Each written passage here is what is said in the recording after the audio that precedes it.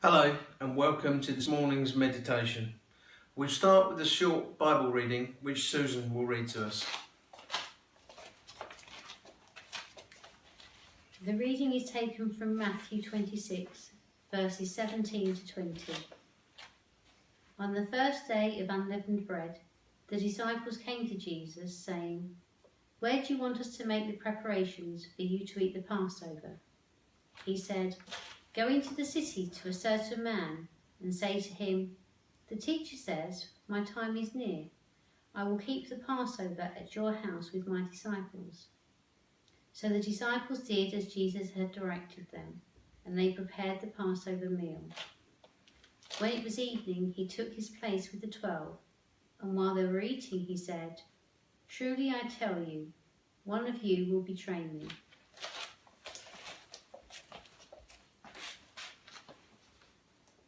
We were there to celebrate Passover, the 12 of us and Jesus in the upper room, and I don't mind telling you, our hearts were pounding, our pulses racing, our imaginations running riot. I mean, the Passover. You know the significance of that, surely. A reminder of God delivering his people, setting them free from captivity, opening the way to a new and different life. Well, what were we to expect? Oh, it's easy now, looking back, to realise we were wrong.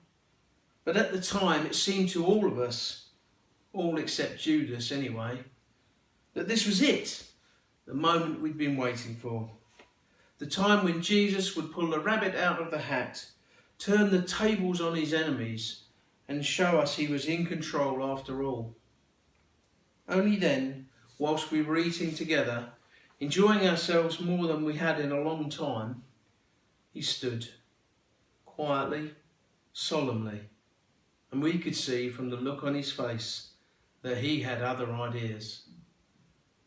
He took the bread, lifted it high, then broke it, enough for all of us. "This is my body broken for you. Do this in remembrance of me." And before we had time to argue, he was holding the cup, passing it round. "Take this and drink. This cup is the new covenant sealed in my blood." We were staggered, horrified, and to tell you the truth, more than a little shocked. All right, so he talked of death before. Often, too often. But we'd never actually believed it. We thought he was exaggerating. I suppose painting the blackest picture to keep us on our toes. But here he was, if we'd heard him right, offering his own epitaph, saying his final farewells, preparing us for the end. And he was, of course, in a sense. It was the end of a chapter, the last page of the book. Yet it wasn't over. By no means the end of the story. That had only just begun. And we, astonishingly, were part of it. His body here on earth, the sequel to what he had started. Well, we've done as he said, week after week, year after year, breaking bread and sharing wine, reminding ourselves of who he is and who we are, of what he has done and what we still have to do. And we'll go on sharing his supper, gladly, humbly, confidently, until he comes. Let us pray.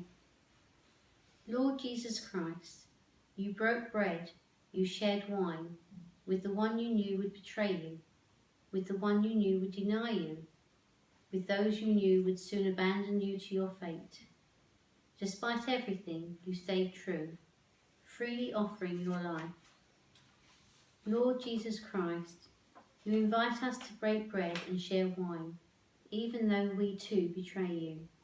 We too deny you. We too abandon you time after time. Despite everything, you stay true to us. Your body broken, your blood shed for us. Lord Jesus Christ, we praise you and thank you with all our hearts. Amen. Amen.